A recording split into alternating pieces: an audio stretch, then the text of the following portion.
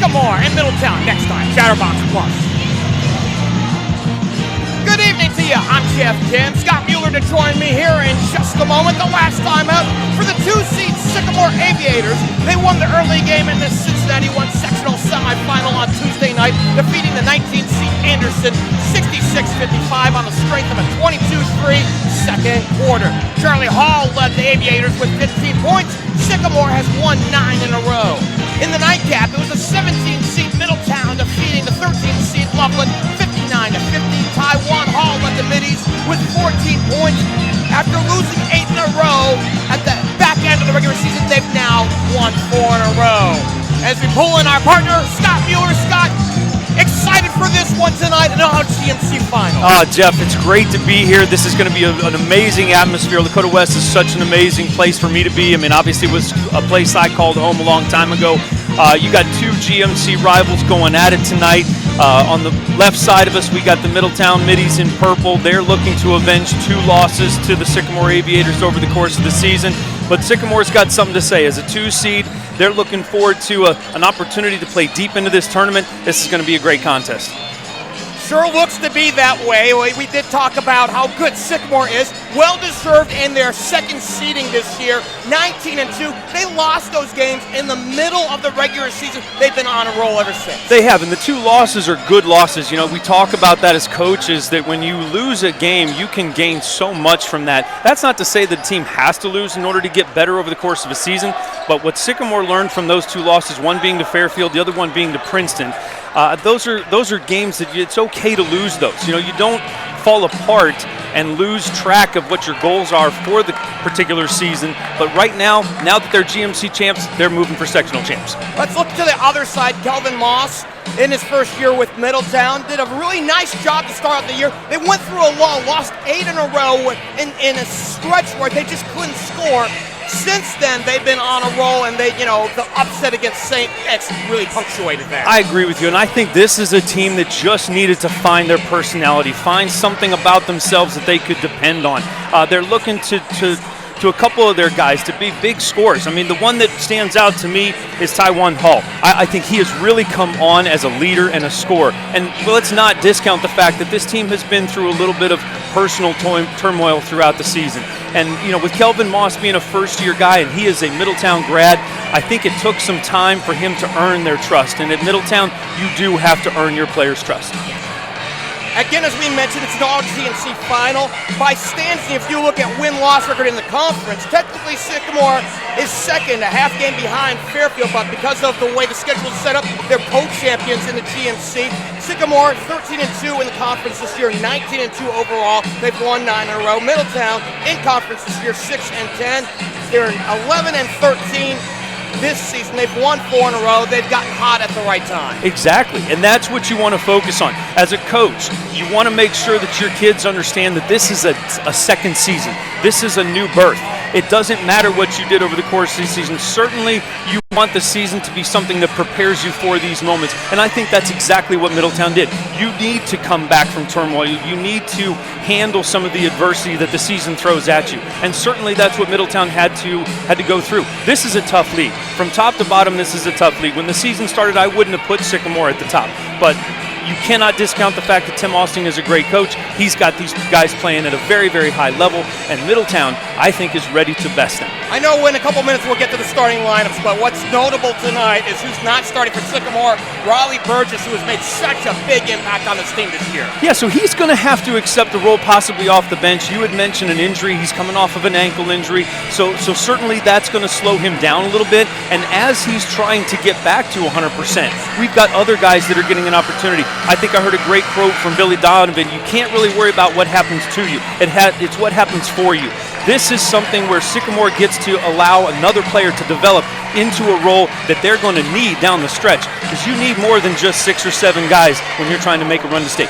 Sycamore swept the regular season home and home against Middletown this season. The Aviators beat the Middies 2 weeks ago for senior night, 59-32. Sycamore dominated the boards 30-14. Ben Southerland led all scorers with 22 points. This comes after the Aviators beat the Middies in Middletown in December back on the third, 63-50, despite a game-high 23 for Taiwan Hall. Sycamore shot well in both of those games, 54% in that game in Middletown, 52.5% on senior night. They've won 2 in a row in this series. And that's going to be Middletown's challenge. They are going to have to try to give Sycamore tough looks early, make sure that the ball comes off the rim. Little tail of the tape before we get to the nation's anthem. Sycamore scores 62.5 points a ball game. They only allow 47. That's a margin of 15.7 on the plus side. Middletown at scoring 57.5 points a ball game. However, they gave up 58.5. They are minus a point in the ball game. Point differential might be something that we observe here tonight. Agreed. I think Sycamore's size is going to be a factor in something Middletown's going to have a tough time with.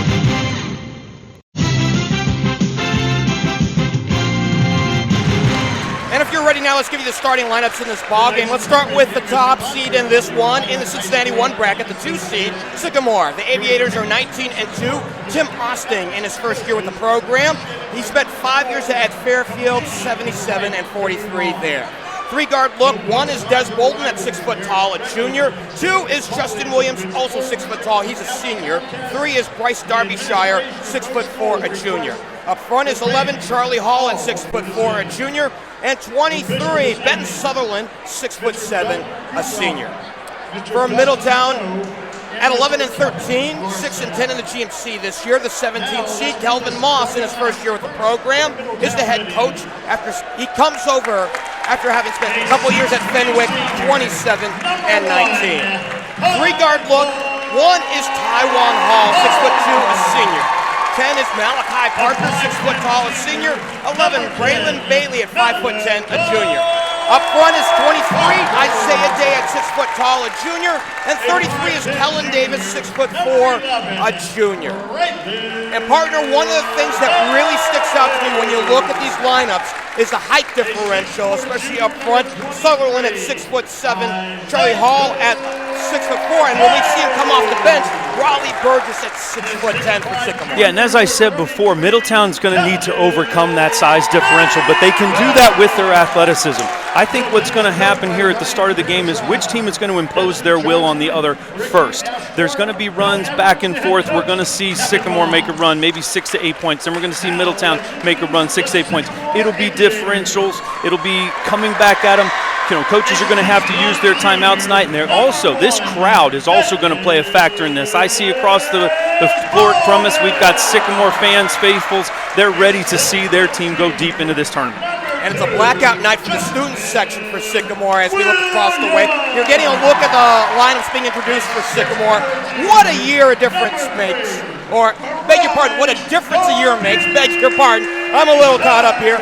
The Aviators hadn't had a winning season since 2018. They came off a season in which they went 9 and 14. They hired Tim Osting last March, and away they went. What a great hire by Sycamore. Tim Osting has had success at so many different schools in this area, starting his career off at Elder and then moving over to Fairfield, which is where he actually taught. He had a winning program, actually took the Fairfield Indians to state in the few years that he was there, and now here he is after another stint at Elder coming to Sycamore. Now, granted, he did absorb a couple of kids. He absorbed the Derbyshire kids from CHCA. What great additions they have been.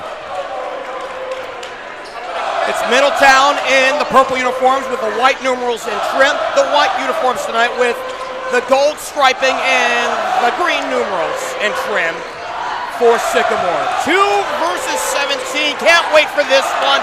We have finally arrived to the sectional final here in Beckett Ridge. I really like the look in these kids' eyes. It looks like everybody on that court is ready to compete, and I think everybody in this gym is in for a real treat. It'll be Ben Southerland to jump center with Isaiah Day, and we have an official stop. Sycamore will attack the east end bucket. They'll go left to right. Obviously, Middletown will head west and go right to left. Southerland and Day. The ball's in the air, tap forward, and away we go here in Beckett Ridge. It's Des Bolden, corner right, and plays it back up on top. Justin Williams back to Bolden, feeds inside. Darbyshire, low right, and has it poked away. Fight for it, and Sycamore trying to retain possession. And because of the tap back by Middletown, it'll stay up front. Darbyshire plays, Southerland returning it to Justin Williams. Just a half-minute gone by, getting started here in Beckett Ridge. Great play by both teams. Middletown coming out with an effective defensive strategy, not looking to overplay, not looking to try to do too much. Bolden to Williams, lost it, and it's a Middletown possession. Here comes Taiwan Hall from Middletown's first possession. Feeds down low for Day, and it has it stripped away, taken down by Justin Williams. Good transition there by Middletown. Unfortunately, Sycamore was able to knock that one away and thwart their first effort. Still scoreless as we come up on a minute gone by. Southerland to the rack. He goes off the window. 2-0 Sycamore. That's going to be something the Middletown is going to have to put a stop to immediately. You can't let Ben Southerland get off like that. Going to have to limit his looks. Averaging 16 points a ball game. 2-0 to start things off. And a steal. Williams again. He plays up front. Charlie Hall getting his first touch. Down over for Derbyshire. A little right. Stuck there. Williams will reset. Excellent decision there. Don't try to force early. Make sure you're getting the shots you want. Be selective. They played to Derbyshire. Back to Williams. Outside Southerland. Disdains three from the corner. Stuck at the elbow. Derbyshire is an outstanding three-point shooter. We'll see him trigger threes tonight. And it's Williams back over for Bolden. He'll trigger three. Left of the key. Off the mark. Chased down in the corner by Justin Williams. They'll reset. They feed down low. Derbyshire stuck down there. Skip out. Three from the corner. Knock it down. Charlie Hall. What a great hit. You see the poise by the Sycamore Aviators right now. They are not looking to force too much. The ball went inside 2 or 3 times. They're still looking to kick to that wide open shooter. 2 minutes gone by. 5-0. This is where Middletown needs to get a bucket. They need to see that ball go through the rim. They need to get an attack. It's Taiwan Hall, a high arcing shot, back iron, no, and the rebound Southerland. Bolden accelerating, gives it up, lost it, tapped away, save. Here's Hall again from the corner, no good this time, back iron out, and the ball goes to Kellen Davis from Middletown. Bookie up front, Malachi Parker, the point guard, he'll wait. Great defensive stop there by Sycamore, taking away the transition. That's what Middletown wants to do, is get to the rim quickly. Elbow, 15-footer, and in and out for Taiwan Hall. Boy, it's just so close right now for Middletown. On the transition shot that just got bounced away, and then that little shot rims out. Derbyshire, the half-hearted hook. Can't get it to drop off the front lip. The rebound to Braylon Bailey. Neither team has substituted here yet. And not a lot of stoppage in play either. Hall outside, Day, the long two. He can't get it to fall. The rebound to Charlie Hall for Sycamore. I mean, we truly have not had a stoppage in play for at least these 2.5 minutes that the ball's been in play. I've not seen the ball stop. And we haven't seen a player yet at the scores table. Now we're seeing somebody. One for Sycamore, one for Middletown. Jaden Bennett waiting at the scores table for Middletown. Bolden outside. Here's Southerland straight on, back iron and out. But he looks so comfortable taking that shot. He's going to be taking his skills to the next level next season. Playing at Liberty, that's where he's committed to. Here's a long two, and Middletown's on the board. That's what they needed. They needed to break the seal on that basket, get those first points up on the board, start to settle down a little bit. Malachi Parker averaging 9.5 a ball game. Halfway through this first period, 5-2. Sutherland, low left. Checked by Isaiah Day. Works in on him, now skips it outside. Bolden from the corner, 3, off the mark, Southerland puts it back. Yeah, they can't allow Southerland to get to the basket like that and create second opportunities. We'll stay up front with 3:38 to play. He's just too big for that. They have to get a butt in his stomach. They cannot allow him to create second opportunities. We see Raleigh Burgess come into the ballgame at 6'10", a sophomore. Austin Southerland wearing 22 at 5'11", a junior coming in for Sycamore. Yeah, given a much-needed break. Those first 4 minutes, boy, they lasted a long time because there just was no stop and play. We mentioned Bennett's name a little bit ago. Vinny McCord has the ball now at 5'9", a senior for Middletown. They play the weave. Hall outside. Day on the curl. He pops, and it's blocked by Southerland, but they'll retain. McCord has it. Again, there is a lot of talent on this Sycamore Aviator team, and with Raleigh Burgess now in the game, that's going to give Ben Southerland a chance to move more out to the perimeter. McCord gives back 3, right at the key. Isaiah Day, no good, and it's 7-2. Yeah. Again, I'm curious as to why Middletown's taking so many outside shots. Long three by Southerland, off the mark, skips away, will stay up front, 2:55 to go. You know, when you have this kind of height on the floor for the Aviators, why not play inside? Yeah, exactly. Why not go right back into the middle? They cannot match up well. They've already proven they're having a tough time boxing guys out. Burgess wrap around, taken away. Here comes Day, here comes Middletown. He pops from the elbow, 15 feet away.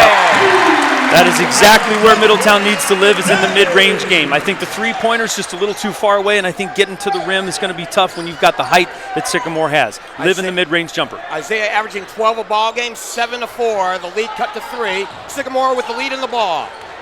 It's Southerland, the younger one, Austin, plays Des Bolden. You mentioned the wealth of talent, and here's Bolden. He pops 10 feet out and good. Again, solid. Not trying to be too quick, getting 2 feet into the paint, taking that mid-range jumper. He'll stay up front. Des averaging 10 points a ball game, 9-4 with 2:11 left to go here in this first period. New substitution, Grant Derbyshire, 6'3", a senior, wearing the 13. So as you had mentioned at the top of our program here, the Derbyshires and the Southerlands, you got a family tradition. We do, we do. And these kids, you know, you talk about knowing your teammates well. You can't do any better than 2 sets of brothers. Davis plays Hall, looking down low, Bennett low left. Works around Bolden. Now good move. Shoots around him. He can't get it to drop. Southerland the rebound. Beg your pardon, Raleigh Burgess at 6'10". Here's Bolden playing it out. Derbyshire and feeds it in low left. It'll stay up front. That's really good transition to bring it up the right side of the floor and have it change sides so quickly and then get a post entry almost right away. That's really tough to defend. I don't care who you are. Middletown, they've got the guys that can run up and down the floor, but I don't know if they've got the guys that can handle them inside. 1:47 to play. They feed immediately down low for Burgess, and it's stolen away by Kellen Davis, whose dad was in attendance on Tuesday night. He had been in need of a kidney transplant for a year and a half. Day to the rim, and one! That's a big play. I can't fault the Aviators there for trying to take the charge on that drive. They were just a little too tardy getting there, and here we have our first three-point play of the evening.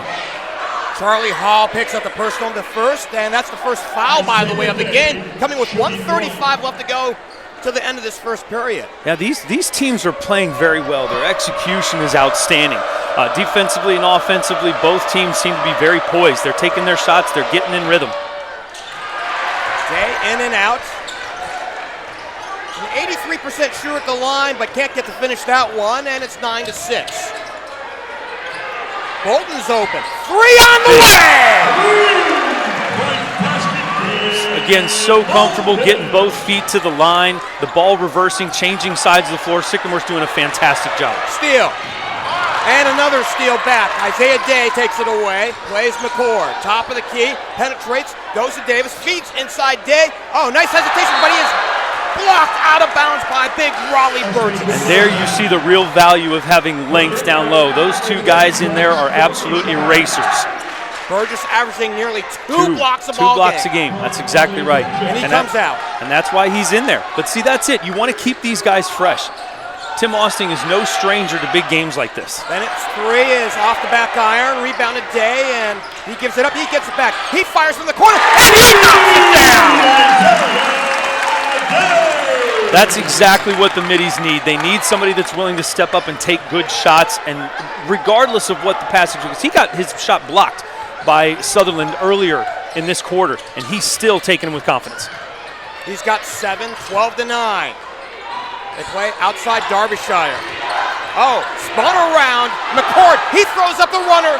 He can't get it to drop off the back iron. Now we've got a hustle for the ball as Southerland and Bennett got tied up with 27.1 to go. And we're still seeing some fatigue here from Sycamore, even though this is only a first quarter, because the emotions are so high and there's no stoppage in play. And we're seeing a lot of the Sycamore Aviators drift back on a drive by Derbyshire right there rather than going after the offensive boards. Meanwhile, Grant Derbyshire comes out. Justin Williams, the starter at guard tonight, comes back in. You had mentioned keeping fresh legs. Yes. I liken this to a race, an auto race, where you change tires when you can. Right, that's exactly right. You have to keep these kids fresh. Again, the emotions and the pure energy that's in this arena right now, these kids need to get breaks. They need to be able to settle down and take that anxiety level down a notch. 7 seconds to go. Here's Hall making a move, back outside. Day for 3, skips off the front lip, no good. And the rebound and the throw up will come late, and that's the end of our first period. 12-9 in favor of Sycamore after one. Back with the second one to be returned on Chatterbox Plus.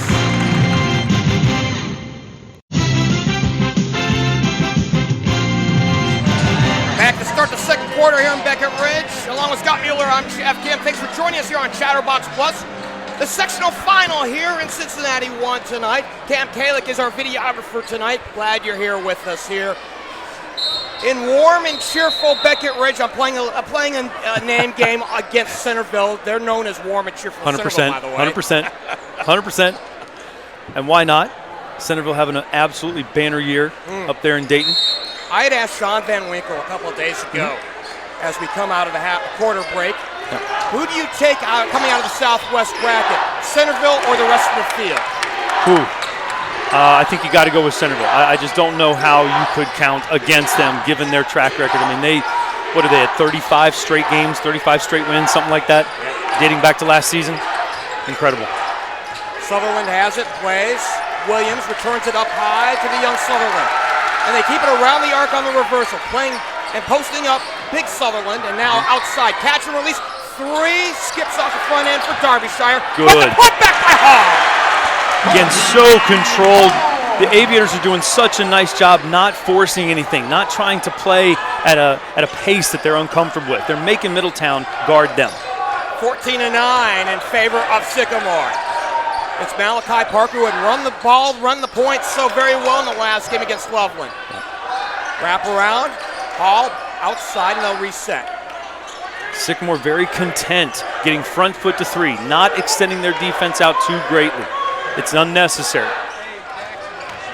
It's Parker driving to the rim, tapped out, saved.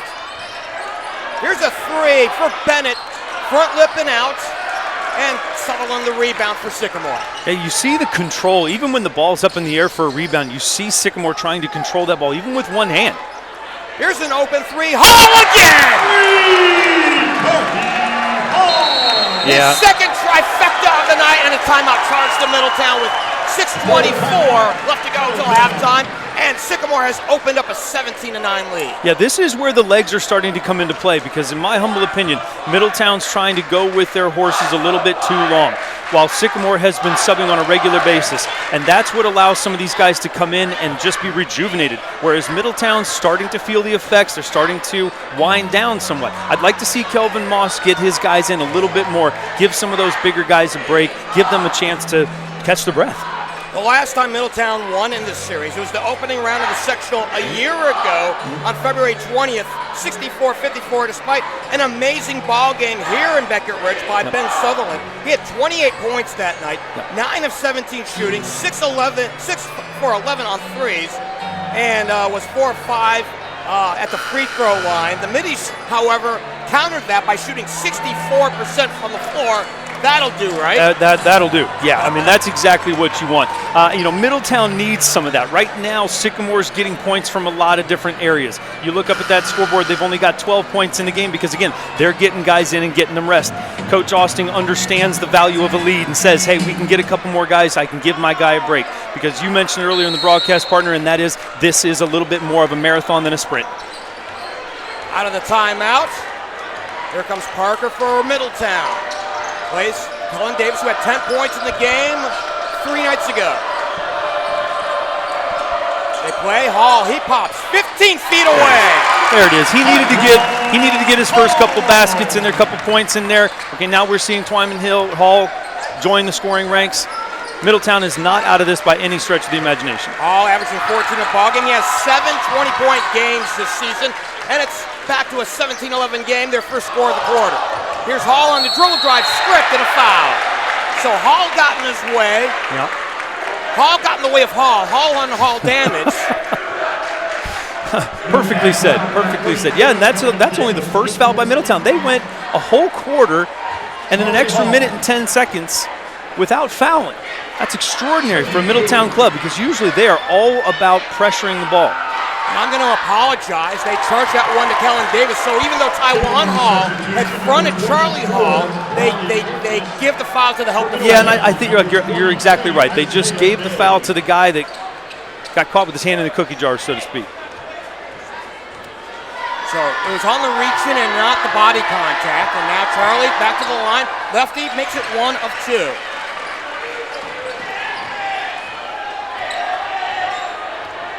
Here's Parker with the ball.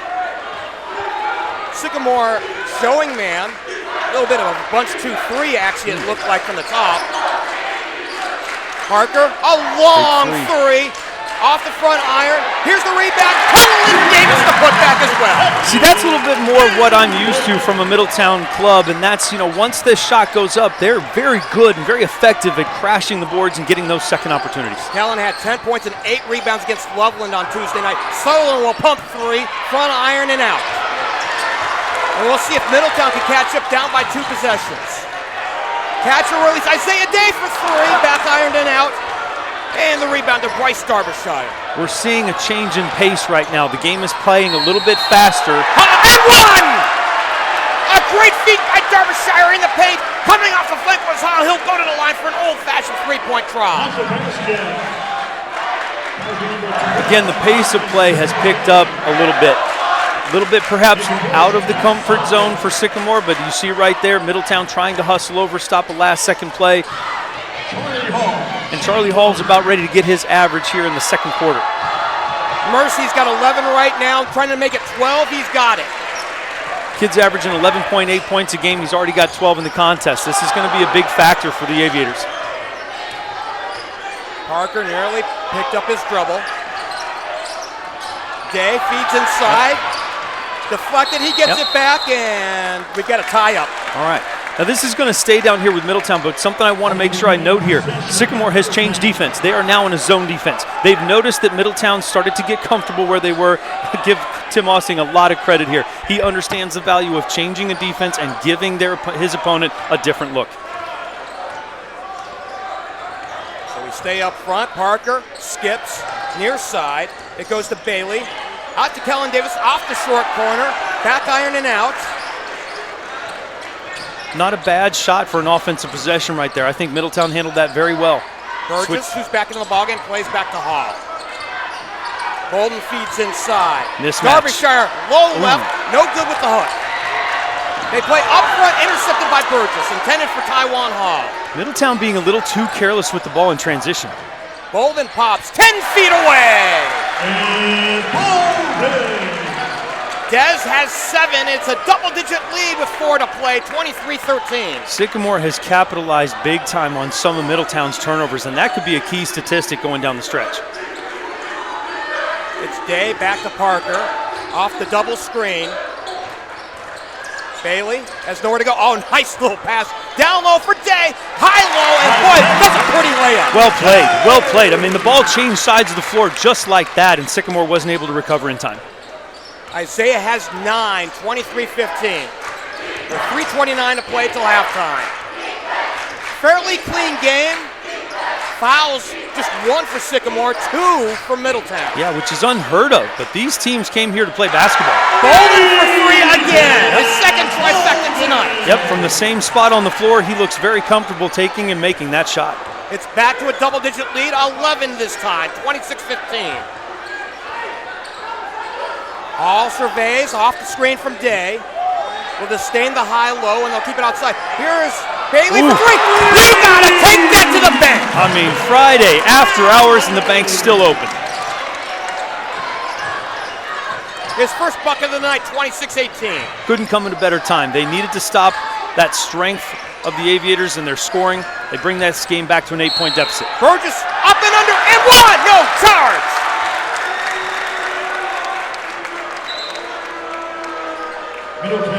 Yeah, I'm right now I'm wondering. I think he just stepped out. Yeah, I think he stepped out of bounds. I think he was just pointing the direction. Yeah, because I didn't see his hand go up with a foul. So yeah, just a turnover. It was a pretty move. He just didn't have enough inches on the baseline. Yeah, ran out of real estate. 26-18. Maldonado has the ball. Michael, whose name we haven't mentioned, wears number 3. Yep. This is where Middletown's starting to get a few more guys into the game. Allow some of their studs to get some rest. Parker with a pretty move. Again, that's perfect. That's exactly what you want. You want to get points from maybe some unlikely sources. Keep close. Sutherland. Low Good left, pass. high, low. Hall, nice turnaround. And he's got his 13th point. Yeah, and see, that's a mismatch, and I'm certain that the Sycamore coaching staff is recognizing that because I've been seeing Charlie Hall post up a lot more than I'm used to. Did I say 13? I meant 14. He's got half the point production for the Aviators tonight. Yep. High lob to the side. Here's a three. Malden. Boy, we are being treated to just an excellent GMC conference rivalry contest here in the sectional finals. Runner, Bolden, no good. And a foul down low as Isaiah Day was getting the rebound. Yep, I think that's the right call. Certainly got his hands underneath after the Middletown player jumped up in the air. So Bryce Darbyshire, the 6'4 junior, picks up his first. Team fouls are even at 2. Yep. Good opportunity to get your leading scorer back in the ballgame. This is perfect. He got about a minute and a half. Now he gets to play the last 125. That's exactly what you want. So a little 8-2 run here by Middletown to cut what was once an 11-point lead down to 5. But this is perfect. Middletown just wants to stay within striking distance. Have that chance to win. Parker, a little pitch and catch with Hall. Now to Maldonado, who had the last 3. Dumps it out. It's Day for 3. He is absolutely feeling it. That's his third 3 of the game. This young man now has 12 points. He's already got his average. He's neutralizing Charlie Hall's point production.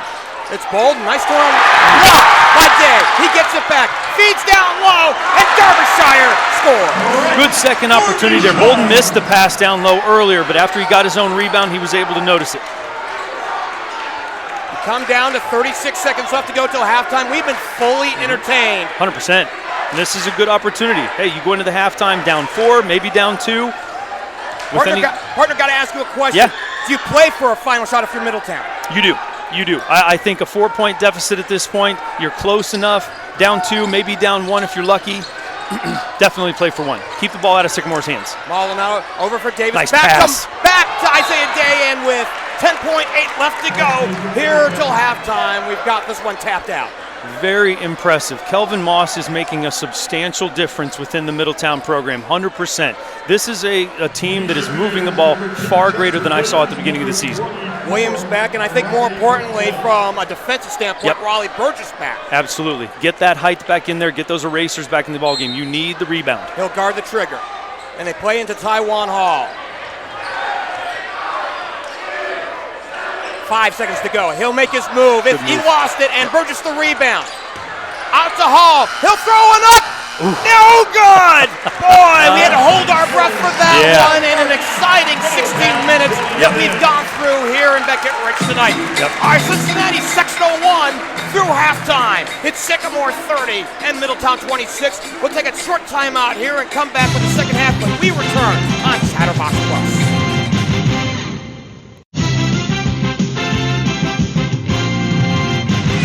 We're at the half, 30-26, the Aviators over the Middies by 4 at the break. Outstanding shooting again here for Sycamore. 12 of 24 from the floor. We had mentioned in the last 2 matchups between these two schools, they were plus 50%. They're right at 50% tonight. Yeah, and you got to give credit to the 2 kids that are doing the majority of the work so far. Charlie Hall for Sycamore Aviators and Isaiah Day for Middletown Middies. I mean, these 2 kids have done everything they've been asked to do. They're second leading scorers on the course of the season, but tonight they're their team's leading scorers. Charlie Hall with 14, Isaiah Day with 12, and you and I had bemused ourselves a little bit at the halftime break. Does one of these guys go off for 30 tonight? And it's incredibly possible. I don't think it's going to be the Ben Southerland, and it's not going to be the Twyman Hall this time. Could it be either Charlie Hall or Isaiah Day? It could be either one of those 2 kids. I personally, if I'm a wagering person, I say no.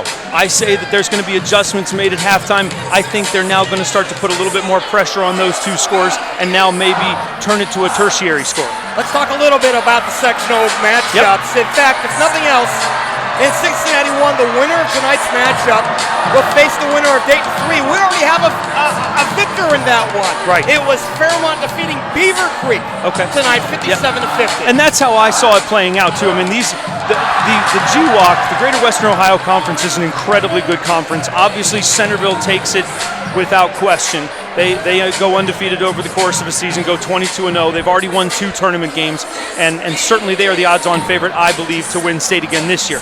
But you now have to look to number 2 in that league, and that's Fairmont. And Fairmont's only 3 losses, 2 of them were to Centerville. The other one was at Wayne, only by 3 points. So this is a team that, in my humble opinion, if Centerville wasn't as good as they are, Fairmont would have been the number 1 seed. I think that's a point well taken. Looking at the other seeds, the other sectionals, obviously we have our game tonight, 30-26. We'll have to see this one. I think this was an early game, so this one might already be decided. Elder and Turpin. We'll have to get a final on that at some point. East and West, 6 versus 11 in the Cincinnati 4. That's actually been moved to an 8:30 game out of West Claremont. Correct. And then also going on right now, Princeton and Walnut Hills, 7 and 3. It bears mentioning, partner, that the top 6 teams in conference in the GMC this year are all in a sectional final. They are. And I don't think that that's a mistake. I think you are seeing, you even see this at the collegiate level, where conferences establish their dominance within their region. And that's what we're seeing here tonight. I mean, certainly the GWOC is the pride of Dayton. And down here, the GMC and the GCL tend to rule. That's not to say that there aren't other leagues in this Southwest Ohio that don't boast good teams. I'm not saying that. What I am saying is that when you look at the top 5 teams in the GMC and you look at the top 4 teams in the GCL, it is really hard not to pick one of those teams to advance in their sections. And we get back to action here in half number 2. An exciting first 16 minutes. The only hope we have is we get a 16 minutes that was equal or better than what we saw in the first. 3 to start things off. No good for Hall. Off the corner. A scrum for it down on the paint, and we should have a jump ball. And you're seeing the level of intensity step up because these teams are now down to 16 minutes to decide who goes on and who goes home. So jump ball, we head the other way. Middletown will get their first possession as they go left to right. Isaiah Day will trigger. He had the high water mark for the team with 12 points in the first half. And I would imagine that the possession arrow is going to play a big factor here in the second half as both of these teams go after loose balls. Sycamore showed 4 wide on defense on the outside. Now they go back to a man. Exactly, changing up the defense. There we get an illegal screen. So not what Kelvin Moss wanted to start things off in half number 2. Yeah, no, you want to get those things set. Again, that could be a bit of a fatigue. That could just be a small mistake, just a lack of concentration, but certainly not the way you want to start things off. That's 2 on Kelvin Davis, the first team foul of this half. Hall, back outside. Sutherland, back to Bolden for 3! He is looking extremely comfortable from the three-point line. He's taking exactly what the defense is giving him, and that's wide open looks. He has hit 3-pointers in all 3 quarters so far. Back to a 7-point margin, 33-26. There's Parker stuck low right. Back out to Kellen Davis. Team's quarterback for the football team. Back to Hall. He fires 3. Front limping out, but they'll reset. Again, second and third opportunities become key for Middletown. Good rebound, by the way, for Isaiah Day. 100%. That's what you want out of your guys. Back them down in, get those long rebounds. Here's Parker. He'll trigger 3, back iron and out.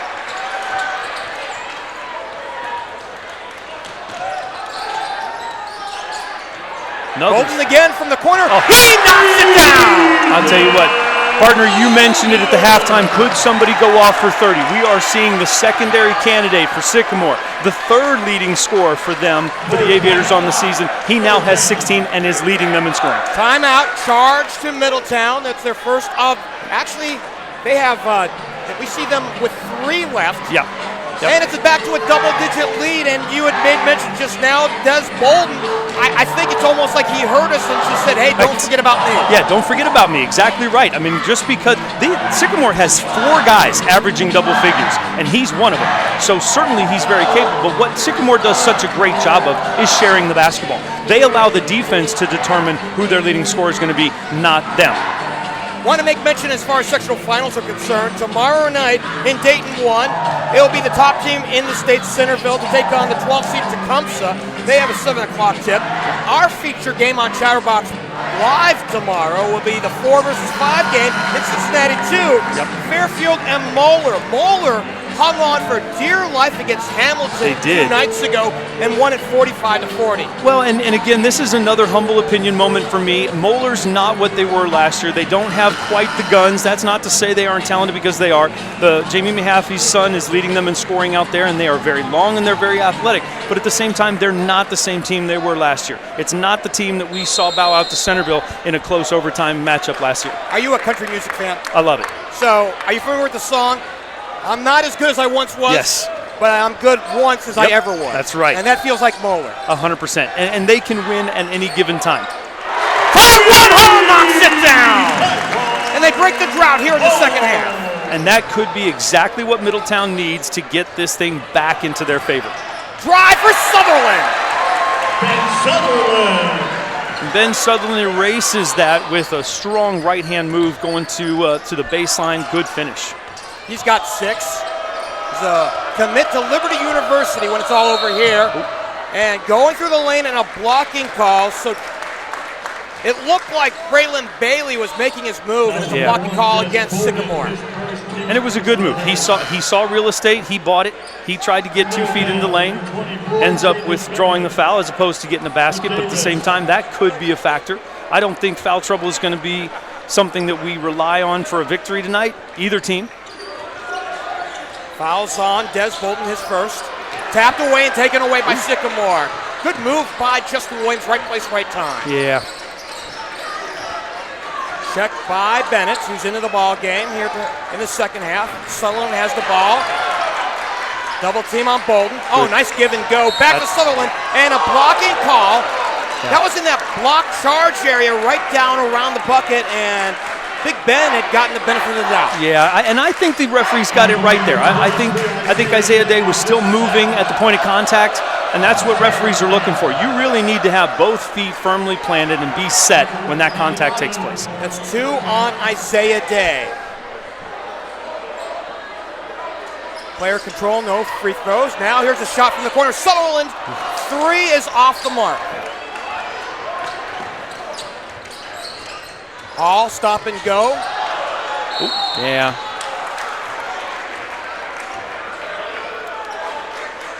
You got a foul, and Hall, by the way, has been really something else as far as these playoffs are concerned. Team's leading scorer, had a big night against St. X. He did, and that's why I think he is right now he's not where he'd like to be, but this game still has a lot of minutes to play. By the way, 2 on Grant Darbyshire, Bryce Darbyshire. Here's a move for Hall to the rack. He misses off the side, and to Sutherland the rebound. And that's a perfect example of what you spoke about early, partner, and that is the length of these Sycamore Aviators. That was an eraser-type shot. If that's not Ben Sutherland in there with his arms up, I think Hall makes that shot easy. We haven't seen Burgess yet here in the second half, as Sutherland has the top of the key. Right. His brother will trigger 3. Front lipping out, and we have the other way. Yeah, we're going to get a pushing foul underneath. Pretty easy call. Yeah, and I noticed on the stat sheet that Bryce Darbyshire is leading the team in fouls. Now, it's only about 2.7 on average, but given his minutes per game, that's still a little high for my liking. Are you familiar with the movie Slapshot? I am. So, whenever I think about stats like most fouls and minutes and games, I think about the Hanson brothers quite a bit. Who were in there purely to foul and just disrupt their opponent. It's Hall, high-low for Day! That was a great read by Izaiah Day and a great delivery by Twyman Hall. What an excellent execution. Back to a 7-point ball game at 38-31. They double-team Hall. Bolton outside. Thinking about his 5th 3. He's been hot. He has. Southerland fills the lane to the rack. He goes in. No good and a foul. Boy, a long pause by the official there underneath, not wanting to necessarily give away his decision.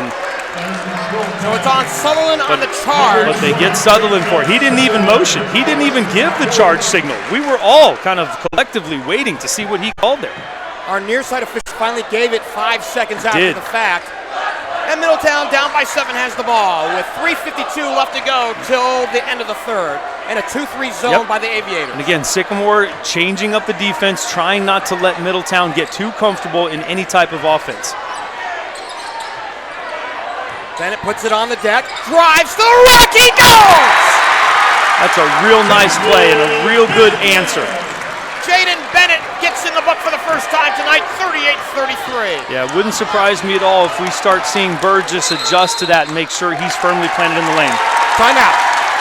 Charge to Tim Austin and Sycamore, up by 5 with 3:22 left to go, 38-33. And talking about these sectionals that are in action and going on and who we expect to see. Sure. I think I saw in your bracket that you had expected, even before we knew who was playing from the Dayton side of things, that you'd expect to see Fairmont against the winner of this game. I did. I love Fairmont. I think they're just an incredibly well-coached ball club, and they are hungry. This is a team that, again, 2 of their losses are to the previous or defending state champion, who I believe are going to be state champions again.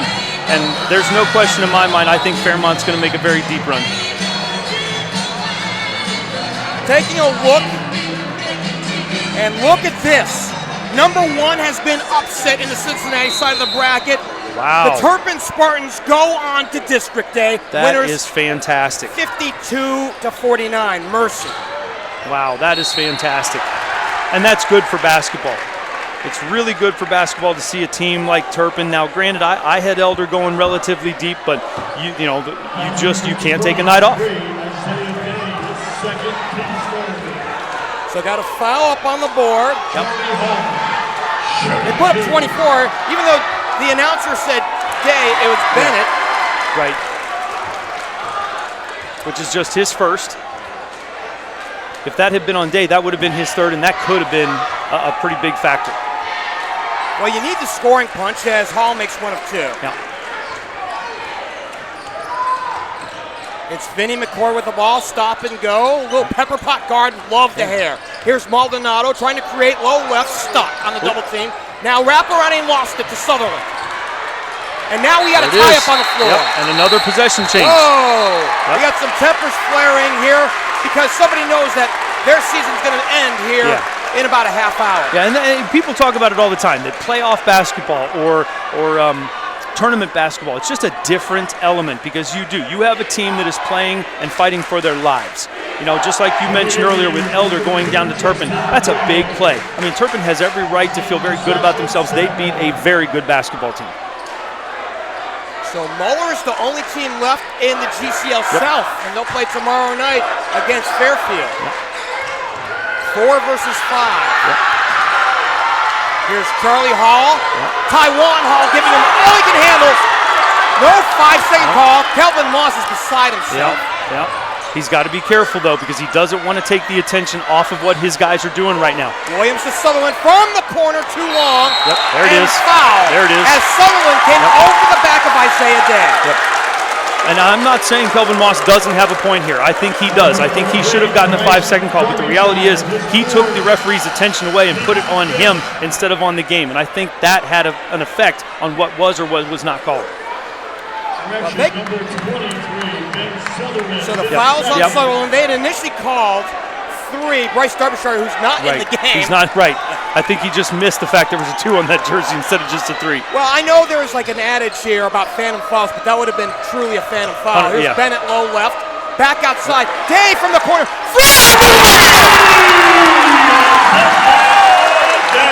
Mercy, what a shot. And Middletown is not going to go quietly into that good night. They are going to fight tooth and nail all the way to the end. They believe they can win this ball game. Day has 17. Back to a 3-point contest. We come up on 2 minutes to play here in the third. Middletown stepping up their pressure, getting outside the 3-point line. Golden stuck on a double team. But a foul. I think they're going to get Maldonado on the help defense. Well, and this is where the referees are going to have to start earning their money. They've had it relatively easy up until this point, but this is where things are going to intensify.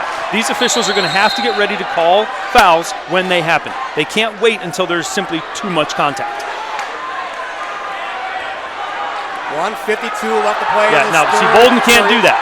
Bolden can't do that. He's trying to displace the defender, and that's not allowed any more than a defender displacing an offensive player. Williams plays it back up on top. Southerland between the circles. There's going to be a holding foul right here. Yep. And there's a hold down low. And boy, you want to talk about a size mismatch down there. 100%. Vinny McCord and big Ben Southerland getting tied up. Right, and I wish we had the benefit of replay, because what we would see is we would see a screening action that took place, and it's a bad switch. It's a big on little, and the little ended up switching on the big, and that's exactly what you want. Tim Austin is so good at that. He's going to end up getting big shots in the paint. Hall lays it in. Back to a 5-point ball game. Charlie has 17. Yep.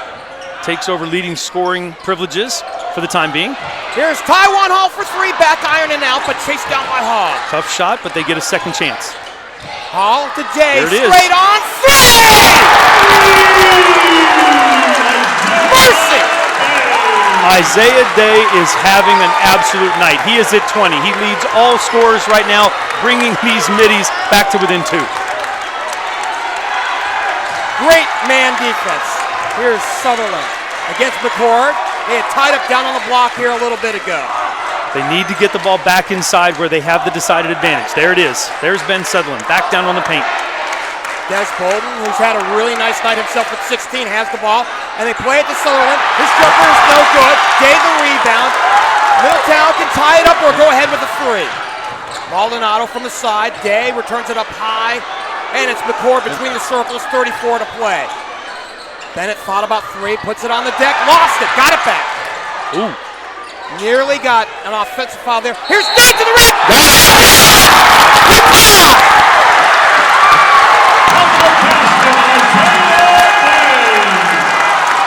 You have seen a tremendous momentum shift as the stands right here on our side, partner, have electrified, and we look across the court and we see silence on the Sycamore side.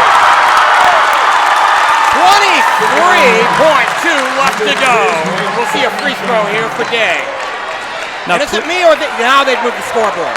Oh, I think you're spot on. It's a fever pitch here in Beckett Ridge. No good. Bennett the rebound. Still got a chance. Oh, they haven't started the clock. They just now started the clock. And we got a down player. Yeah. And it looks like Taiwan Hall. Yeah. Well, and he will have to come out. An official timeout with 22.2 seconds left to go. And again, as we had mentioned, as Day is being attended to. I beg your pardon. I believe it's Hall. I thought I saw one. It is. So we are tied at 41. This is our first tie of the ball game. We've had no lead changes. It's been Sycamore from the get-go. That's correct. I mean, since it was 0-0, and now we basically hit the reset button on this, and it's an 8-minute, 22.2-second game. Taiwan is getting up. That's exactly what we want to see. Yeah. He's had a difficult season from a personal standpoint. He lost his mother, Tawanya Jewett, back on December the 18th. She was only 47 years old. And in talking with Kelvin Moss about Taiwan, it's just like, hey, he's holding on day by day. Yeah. Hall's fifth grade teacher, by the way, Marnie Cash, set up a GoFundMe for Ty, as he's called otherwise, Ty Hall, and for his older brother Brennan. Yeah. And you can find and give on GoFundMe. Oh, and if you can, please do give. He is an incredible young man. He's someone that's a leader of this ball club, and he has battled through so much adversity already. And look where we're at right now. And my hope is right now that young man doesn't have a slight concussion. I would like to see him be able to finish this game out. He has been so important to this team down the stretch. The ball comes into the backcourt to McCord. Bolden nearly had a shot at it. Yeah, he did. Little hand check. Bolden on the blocking call, and he's got to be pulled away, otherwise he would have been teed up. Well, and that's it. You want to be careful. You want to be careful right here.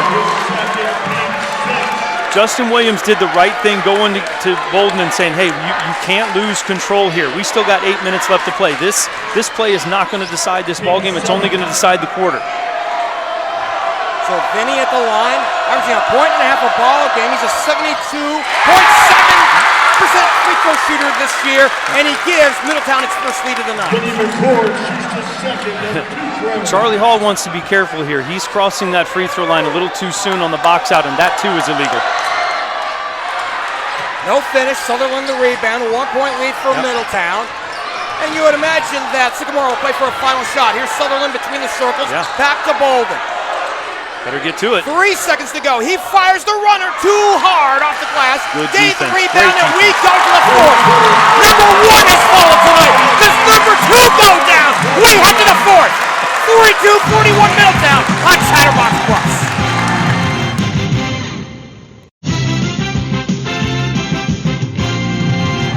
Down the stretch we go. Middletown with a 1 point lead. Along with Scott Mueller, I'm Geoff Kim. Our videographer tonight, Cam Kalick, and we are having fun in Beckett Ridge tonight. I mean, I said it at the onset of this game that there were going to be runs on both sides of the ball here. Middletown was going to make a run, Sycamore, and that's exactly what we have been subjected to. And now it's time for Middletown's done a great job answering every punch that Sycamore has thrown. They now have a 1 point lead. It is now Sycamore's time to try to return that punch and make a run of their own. McCord runs the point. We still haven't seen the return of Taiwan Hall, who went out in the final minute of this third period. Yeah, he's still, well, now he's down closer here to the coaching staff, which leads me to believe he does have a shot at coming back in this ballgame. We were worried initially that he might have had a concussion, but he appears to be all right. Yep. It looks like a 2-3. It is a 2-3, and here's what Middletown's doing. They're basically going to say, you want to sit back, that's fine. We have the 1 point lead. We'll wait till you come out and guard us, and then we'll play with whatever time's left.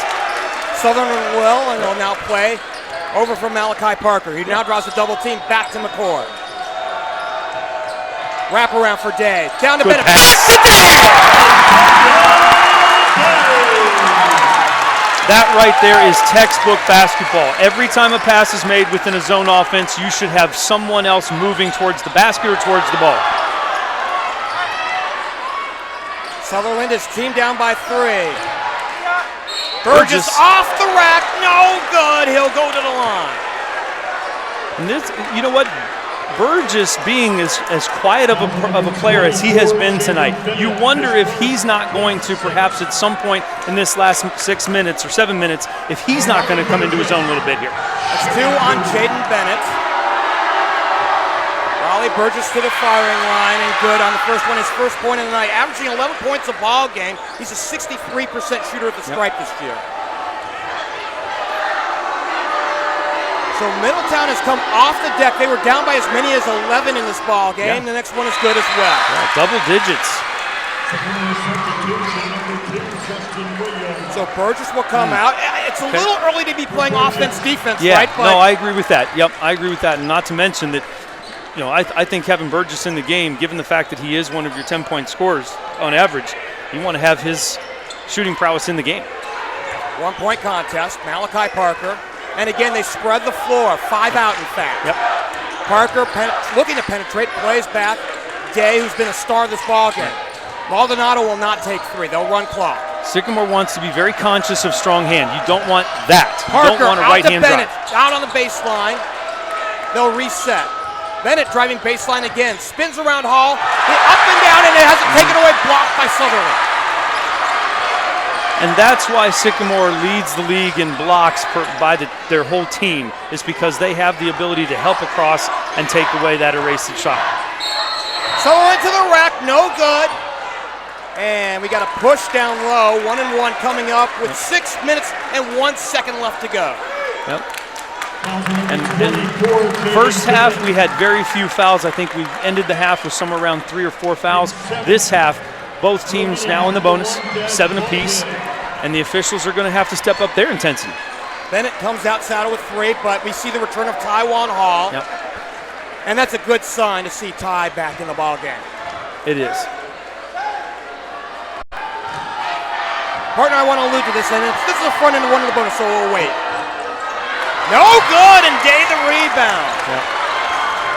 You know, this was a factor in the game that I saw against Sycamore and Lakota West right here in this building, and that was when Sycamore got a chance to shoot free throws. They didn't shoot it very well. And if that duplicates again this evening, Middletown's going to advance. Three from the corner, no good, and the lid would have blown off this building had he hit it. And it would have come from just a perfect person right now with him having 22 points. I'm actually surprised he missed that. Southerland plays Hall, who's cooled down a bit. Maldonado the assignment on him. Bolden plays low left. It's Derbyshire. Price plays it back, Des Bolden now in turn Justin Williams. Sycamore being very patient. Middletown allowing it a little bit more at this point. 10-footer good, and Sycamore with the lead. Two really good players. Beg your pardon. Two number 23s going at it. Two really good players. Our Fantastic. second lead changes this ball game. Day outside. Taiwan Hall, a long two!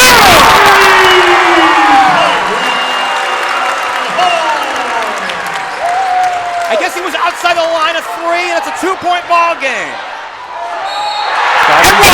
Oh, got him on the block. Basket should count. Bucket's good.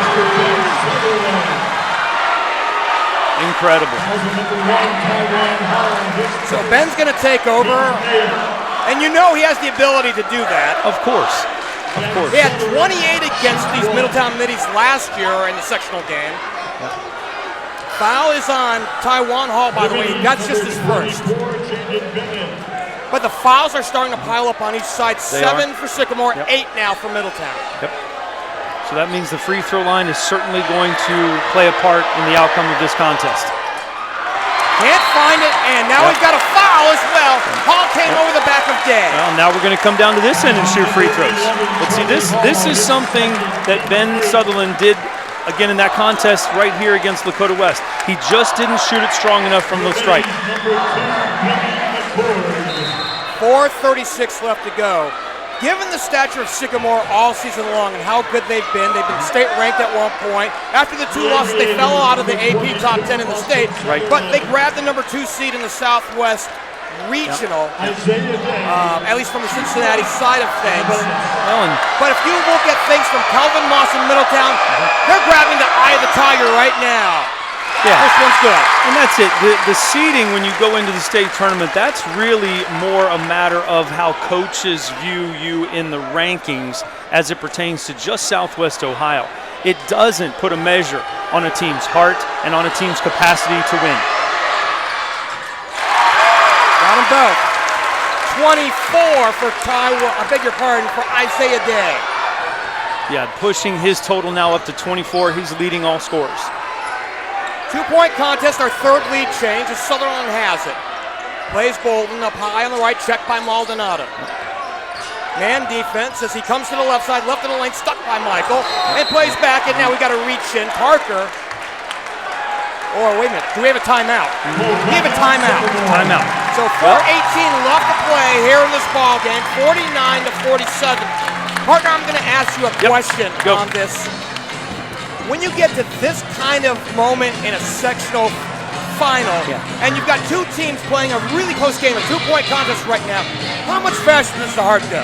Incredibly fast. Incredibly fast. I mean, the anxiety levels on these young men have to be pretty much through the roof. Now, I believe that's why Tim Austin took this time out right now, is to give his kids a chance to take it down a notch, to breathe, to understand what they need to do and to focus on the fundamentals, not on the environment. The environment's going to be electric, but remember, the scoreboard is for the fans. The only thing on that scoreboard that matters to them are fouls and the time. That's it.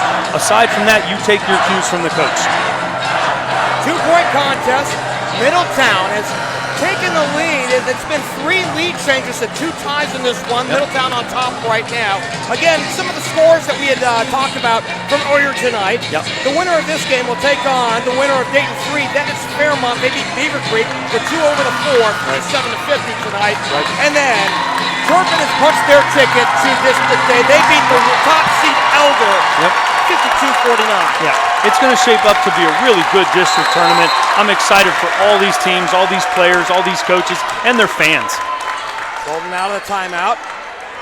Southerland. Good defense. Took away that high-low for Ben Southerland. Derbyshire has his pass deflected, Got saved by Hall, low right. Checked by Day. Leans into him. Shot blocked by Day. He gets it back, and they'll reset. Well defended. Good Southerland move. on the curl to the rack. He goes. Rolls around and out. And here comes Middletown. Off the head. Hall. To the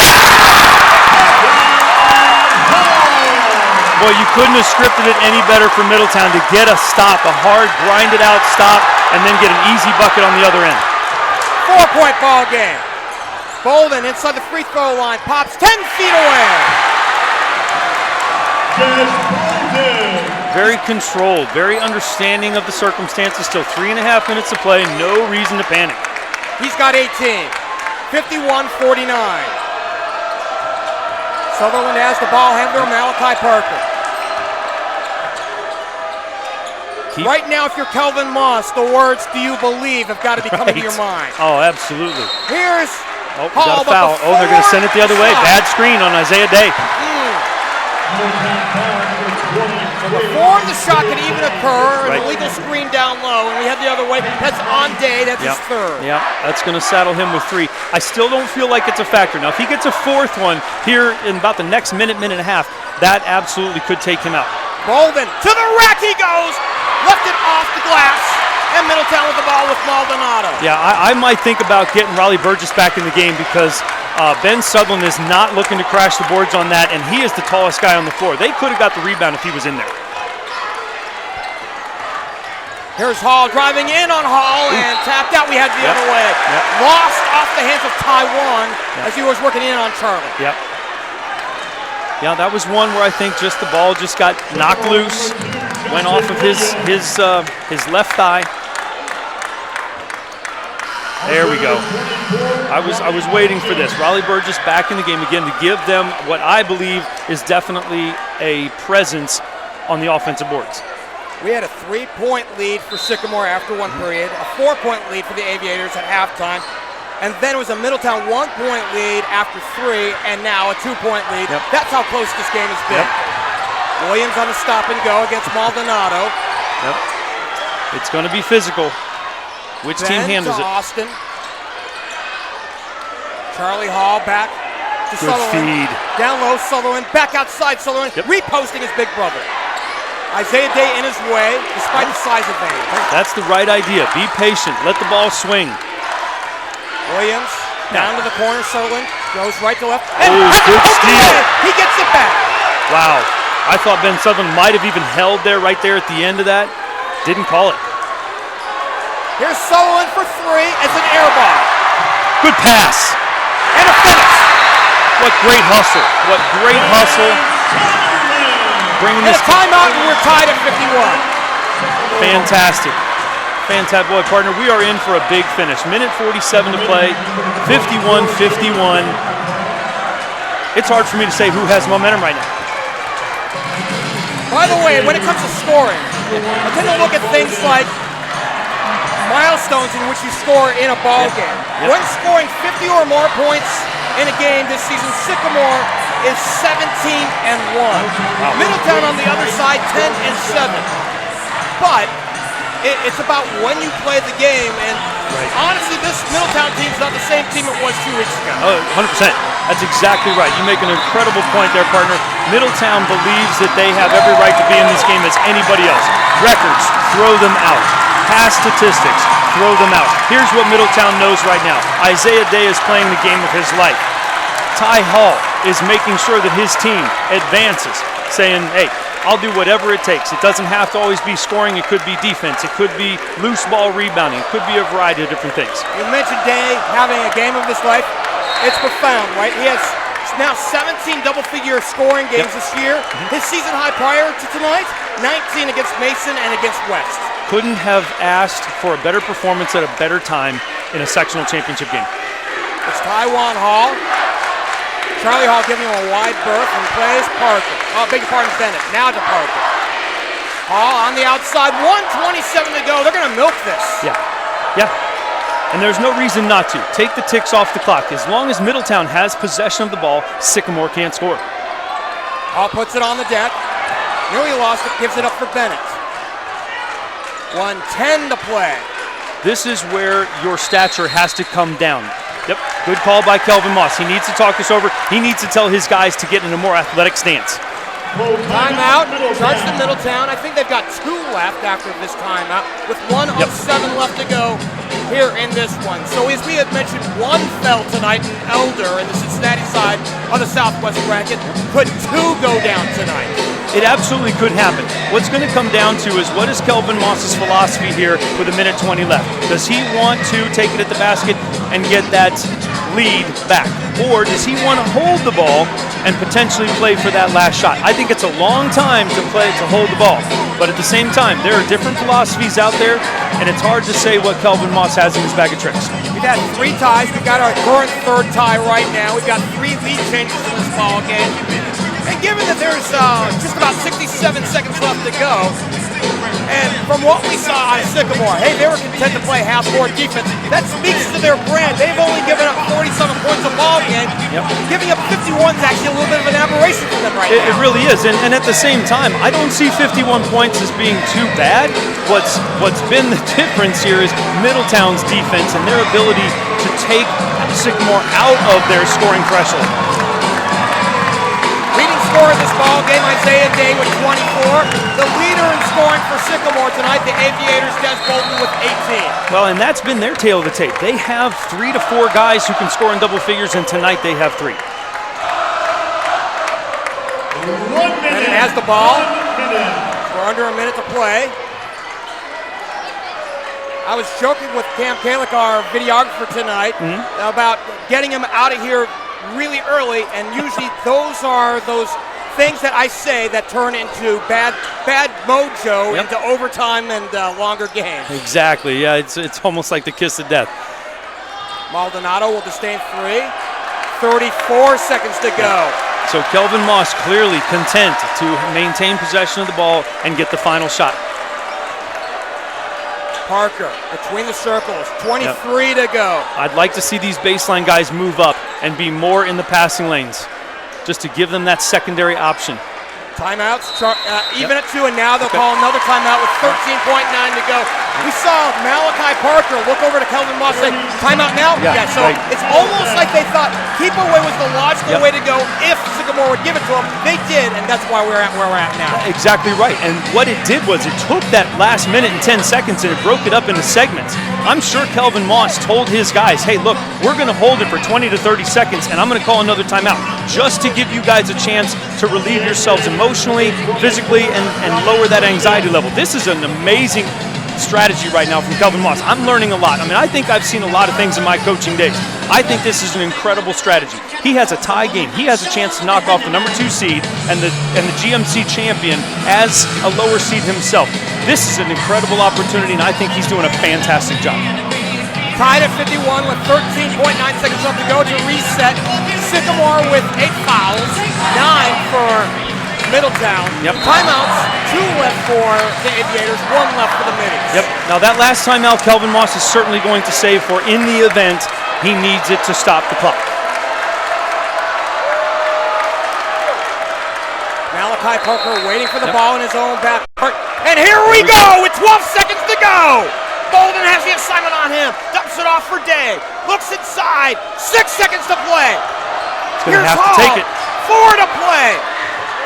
He lost the handle, and we head to overtime! Wow. Woo. Yeah, that didn't quite shake out, I think, the way they drew it up. I think something was supposed to happen. Somebody may have missed a cue. But whatever it was, the reality is they may not have made a shot. They didn't lose this ball game. Extra minutes coming up, tied at 51. Back with more here on Chatterbox Plus.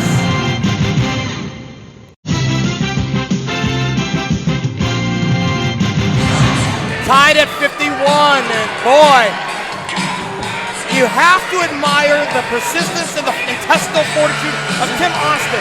His defense had to play in the half court for a minute 40, and they withstood. Yeah. And what a big stand it was. I mean, they took a chance. They went out, tried to really crowd Taiwan Hall there at the end. Nobody else was able to break open, and they just simply ran out of time. So we'll re-tip to start things off here in the overtime period. Izaiah Day and Raleigh Burgess, and we'll see how high Raleigh can get up there as with the 6'10" frame. Yeah, you see Sycamore right now lining up for an offensive tip. They're expecting to get this ball. If Izaiah Day can tip it ahead, they've got a one-on-one. By the way, we see the brace on Raleigh's right ankle. Tap is controlled up forward to Southerland, and away we go in overtime here in Beckett Ridge. So it's Bolden in the half court. And it's a steal. Taiwan Hall, one-on-one, around Bolden. He throws it up, no good. Southerland the rebound. That was a really tough effort at the basket right there. I think he would have been better to stay on basket side. Burgess. Going to get a foul. Yep. And no good. In and out. And he'll go to the line with 3:36 to play. Yeah, that's an element right there that I think Sycamore went away from and desperately needs to get back to. They need to take advantage of their height and their size advantage inside. Parker picks up his first. That's now 10 team fouls in this half and the extra period. And Burgess to the line. He can't find the bottom. Yeah, the unfortunate side is the woes at the stripe continue for the Sycamore Aviators. They just can't seem to get that ball to go through the net. 63% shooter on the year from the stripe is Raleigh Burgess. 6'10", averaging 11 points a ball game, and he gives Sycamore the lead. And another lead change. Our fourth lead change of the night. Big possession here for Middletown. Maldonado. Parker swings. Bennett returns it up high. And they reverse back. Sycamore back to their 2-3 defense, deciding or opting to go with that here early in the overtime. Skip goes to Bennett. Three from the corner! And Middleton beats again! Izaiah Day has been nothing short of spectacular tonight. I mean, that was a big shot at a big moment, giving his team a 2-point lead. Fifth lead change of the night. 54-52. Under 3 to play in this extra period. Bolden on the dribble, stuck. He lays it up on, you got a player answer. I'll tell you what, that was an incredibly balanced move to jump stop and then have enough strength to cut through the two defenders and get that ball to the basket. Fourth tie of this ball game. Again, that 2-3 look by Sycamore. It almost makes me wonder if Sycamore isn't a little fatigued, and so they're trying to almost take a little bit of a break or a rest on defense by not overexerting themselves and playing this man-to-man defense. But again, Kelvin Moss will just repeat what he did at the end of regulation. I think we're all a little fatigued. I mean, this has been such an ebb and tide. The energy in this house tonight has been electric. Yeah. I mean, it's going to be tough for anybody to go home and get any kind of sleep tonight. Oh, the drop-off for Day. Jump ball. Ooh. 2:01 left to play in extra periods, and it's a foul against Sycamore. Well, and as I was hoping for a jump ball just for another possession change, and I'm looking at both officials, they each had a foul. They each saw it clearly. Izaiah Day will get a chance to add to his just absolutely record-breaking night. I mean, he is shattering his former high as far as points are concerned. First one is through, 28 in the book. By the way, that was the fourth personal foul on Bryce Darbyshire. Yeah. So Bryce will check out.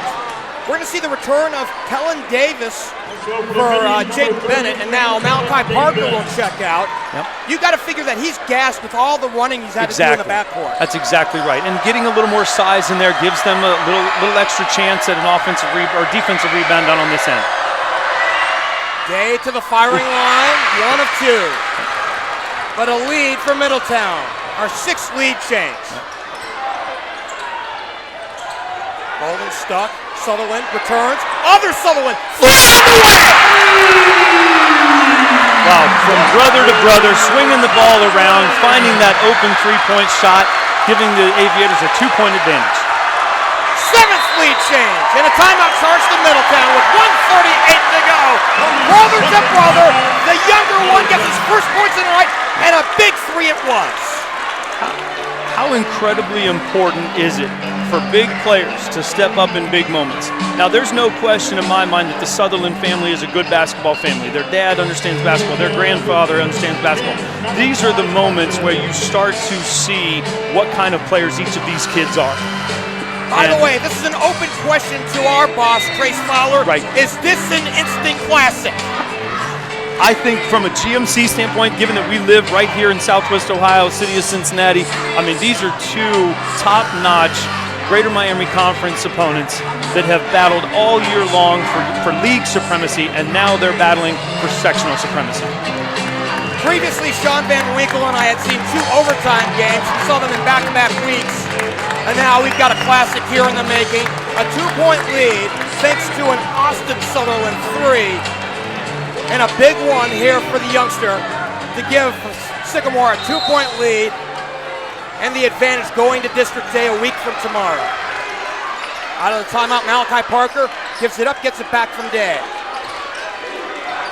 Sycamore opting to go right back to the 2-3 zone. Parker looking straight on.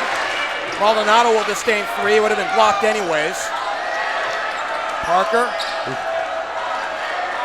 And they keep it out on the perimeter with 1:13 to go. I think they do, but I'd like to see Ben Southerland get his hands out of his pocket, get those arms nice up and wide. From the corner, it's an air ball. Charlie Hall got a hand on that one right at the last second. I think he disrupted that just enough. Burgess to Bolden, to the rack, he goes it in! A 4-point lead for Sycamore. Maldonado thought about 3. Parker, top of the key. Good throw. Down low. Day to the rack. Percy blocked by Burgess, and Day is down on the floor. And now we've got a stoppage of play with 36.3 left to go. He comes up gimpy. I mean, Raleigh Burgess came up big in that moment, partner. He came right at the angle. It was a perfect angle. He went at the backboard, not at the player. That is significant. So we do have a stoppage. We do also have a foul. It's on Parker, his second. Bennett will come back into the game for Day, and he really hurt himself. Yeah, it looks like. It looks like he probably twisted his ankle. He was in real congestion there as he finished that player, tried to take it up towards the basket. No question, he could have come down on the back of a shoe. Des Bolden is a 61.5% shooter at the stripe this year. Front end is no good. Talking about free throws, and I know it's crunch time, and the blood's rushing, the heart's beating. Oh, 100%. But the thing about free throws is they're only free if you make them. That's right. And right now, the 2 Derbyshire boys and Justin Williams are the ones to foul. That's who Middletown wants to put at the line. If they get to choose, that's who you want to choose. Bolden's got 22 in the book tonight.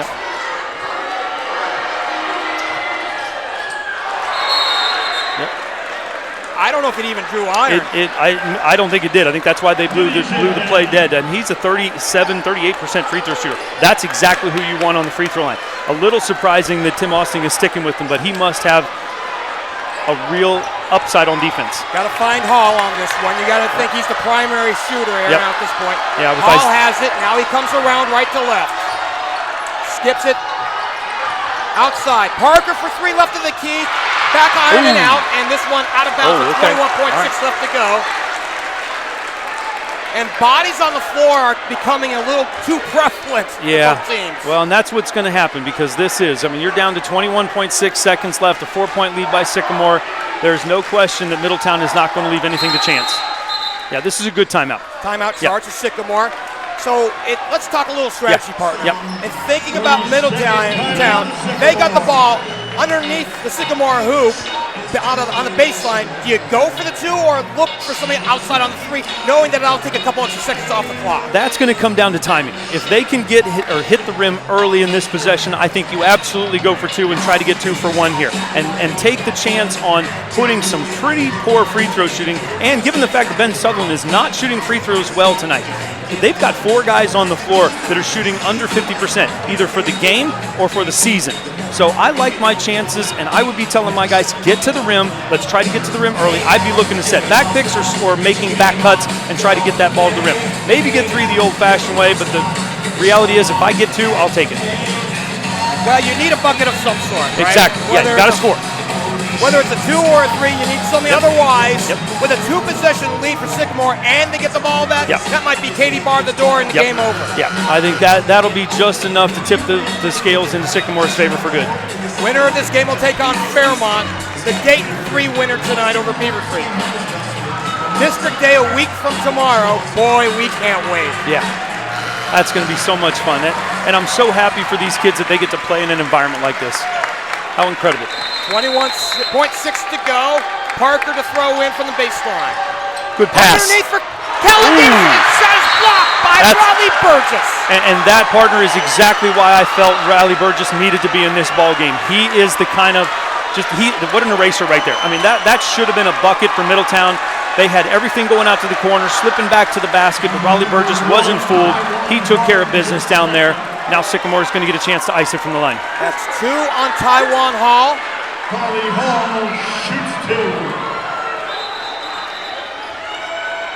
2. Regardless of how this game ends up, Middletown has every reason to feel very good about what they have done here in this state tournament. Isaiah Day waiting to check back in this ball game. Gimpy, ankle and all, with 28 points, a game high. Charlie Hall to the line. Wow, you're holding your breath on those. Right, collective breath, big gasp. And my guesstimate would be that Isaiah Day is coming in more as a spot shooter than he is as an athletic, take it to the rim guy, because he has already made 4 threes tonight. 5-point ball game. Charlie Hall makes it 6. Because now they need a 3. Now you need to put 3 in the basket and bring this back to a 3-point ball game. Parker off the high screen from Day.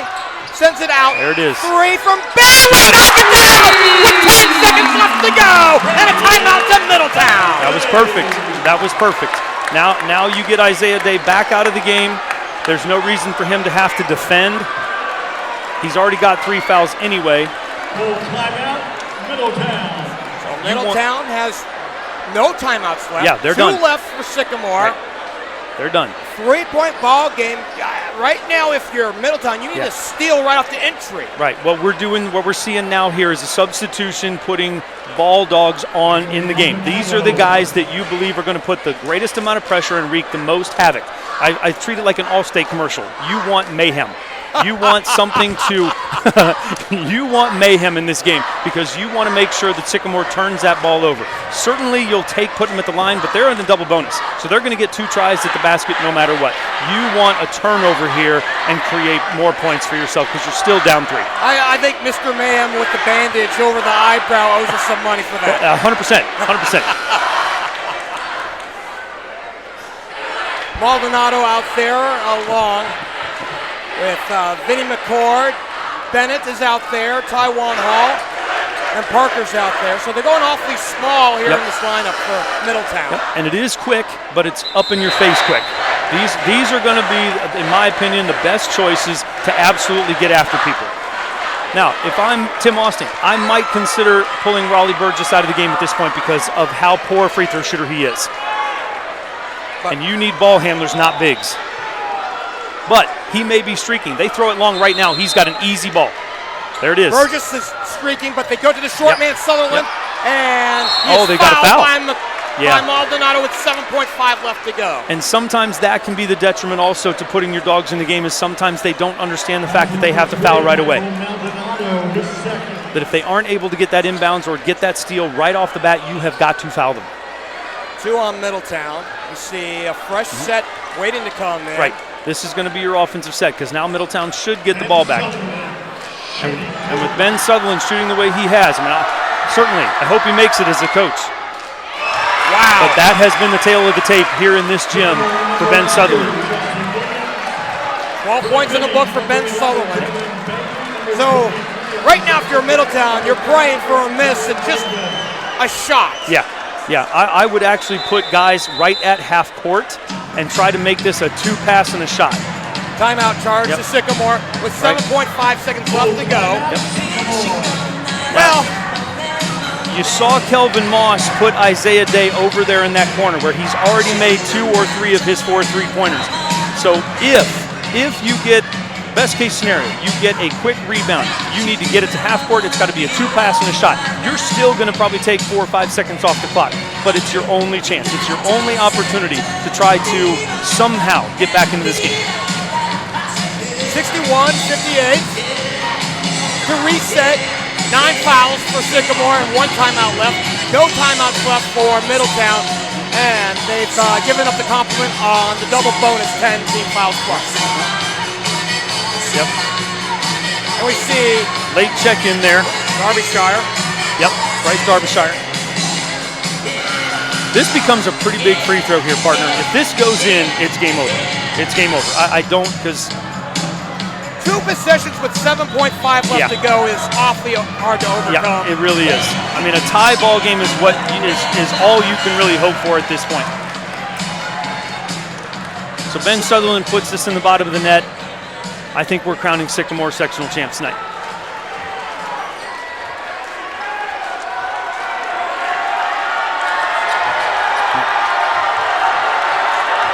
Southerland's the loneliest man on the floor. Yeah. Got it. Big. It's a 2-possession ball game. Yep. They play it into Parker. Parker quickly up ahead. Yep. Too much time. Bailey fires 3 right wing. In and out. Yep. And Sycamore has won Cincinnati 1.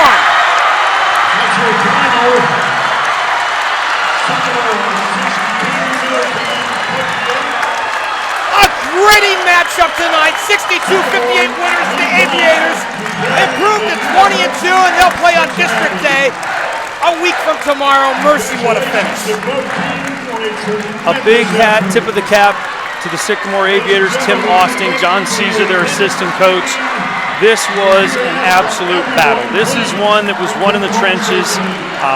All these kids have earned a good night's sleep tonight, and certainly a visit to the Dayton districts and a shot against Fairmont. What a finish. We saw number 1 in the Cincinnati bracket go down. It looked for a moment that number 2 was on the ropes, but give Tim Austin and his crew a lot of credit for their gumption and their intestinal fortitude. Yep. They hung on. They had to play defense for a minute and a half to close out regulation, and then they had enough in overtime to win by 4. Exactly, and that's the resiliency you're talking about there, partner, and you have to have that in a good team. If you're going to make a deep run in this state tournament and you're going to get a chance to hopefully unseat the mighty Centerville Elks at some point, then you have to not only be in these games, but win these games. You know, every coach will tell you sometimes it's better to be lucky than good. Do I think there was some semblance of luck that happened tonight? Sure, somewhere, somehow there was some luck there. But the reality is the Sycamore Aviators did everything they needed to do to be successful tonight. It bears mentioning, even though we're looking at Sycamore kind of jump around in celebration, tip your cap to Middletown. They showed a ton of heart tonight. Absolutely, and I think, you know, for me, it was Izaiah Day. What a bright spot for the Middletown Middies tonight. I mean, this is a kid who is only a junior and is kind of coming into his own right here at the tail end of certainly what was a tumultuous season for them emotionally, physically. I mean, still, you know, everybody's still dealing with a little bit of COVID hangover. But again, we're seeing that go away finally. And, you know, I think Kelvin Moss is going to be very successful as the head coach at Middletown for a number of years. Every one of these fans is filing out feeling very good about the state of that program. By the way, as kind of a postscript to what we just saw, we saw 4 lead changes and a tie in the extra period. How nutty is that? It's a testament to how strong the Greater Miami Conference is. I think you'd see it with the top teams of just about any league, and this is no different. The Greater Miami Conference, good league, always has been in a variety of different sports. I mean, football, basketball, baseball, you name it. They're always putting some of the best talent out there, and just an incredible representative in the district championships now with Sycamore. Time to put you on the spot. Time for our headline sportswear play of the night. Partner, what's your pick? For Sycamore, I think you got to go Charlie Hall. I know he wasn't necessarily the leading scorer for them down the stretch. He didn't score the most points. But what he did was he got them off the blocks. He put them in a position to have a lead at halftime. He was fearless. He was rebounding. He was posting up. He was, in my opinion, he was the blue-collar guy of the evening for Sycamore. I just can't say enough good about him for tonight. He stepped up in a big way when his team needed him, when Ben Southerland was having a little bit of a struggle early on, and certainly that kid is amazing. He's going to Liberty. We know this, but for me, given that I've coached so many times myself, Charlie Hall is my guy. That's our play of the night, powered by Headline Sportswear. I got to tell you, selfishly, if I'm looking through this, one of my candidates for tonight, the Austin Southerland 3 that gave him the last lead, that gave the lead finally for good for Sycamore tonight. Yep. And that was his only points of the game. Right, agreed. And see, that's it. Those are the intangibles that you look at. When you're talking about a player of the game, it doesn't necessarily have to be the one that's going to make the headline the next morning. Now, we could also equally argue Des Bolden and how effective and efficient and just poised he was there at the end, making that big layup to put him up 4. It is. At times when we put ourselves on the spot like this and we come up with just one guy, you look up at that scoreboard, you see Des Bolden with 22, Charlie Hall with 19, and then Ben Southerland, who's their leading scorer, with only 13. What a way for those second and third scorers to step up in a major way in a big game. Got to tip your cap also on the other side, the leading scorer in this ball game, Izaiah Day, and boy, was he magical tonight. He had 5 treys, a game high 28, a career high for him as well. Partner, final thoughts on this one as we put a wrapper.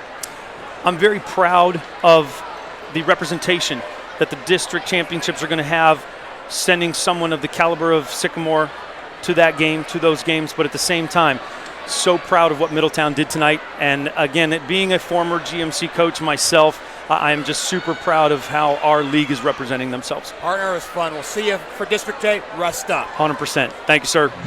Again, the final here tonight, a barn burner here in Beckett Ridge. Overtime tonight, and Sycamore won it 62-58. The game winner to Austin Southerland, a late 3 to give them the 7th and final lead change of the night. Thanks go out to our videographer, Cam Kalick. And we will see you for District Day a week from tomorrow at the University of Cincinnati. Can't wait to see who plays who. We know Sycamore will be there. For Scott Mueller, I'm Geoff Kim. Good night from Beckett Ridge.